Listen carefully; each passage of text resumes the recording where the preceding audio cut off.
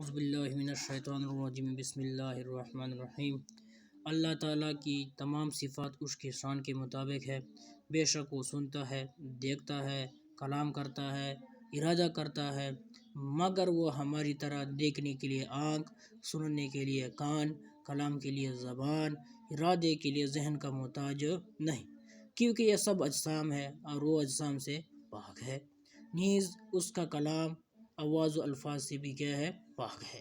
قرآن و حدیث میں جہاں ایسے الفاظ آئے ہیں جو بظاہر جسم پر دلالت کرتے ہیں، جیسے ید، وجہ، استوا وغیرہ، ان کے ظاہری معنی لینا گمراہی اور بد مذہبی ہے۔ ایسے متشابہ الفاظ کی تعویل کی جاتی ہے کیونکہ ان کا ظاہری معنی رب تعالیٰ کے حق میں محال ہے۔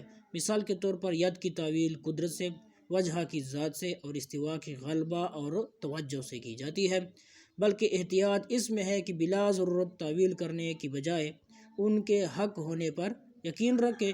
ہمارا عقیدہ یہ ہونا چاہیے کہ ید حق ہے، استوا حق ہے، مگر اس کا ید مخلوق کا سا ید نہیں اور اس کا استوا مخلوق کا سا استوا نہیں۔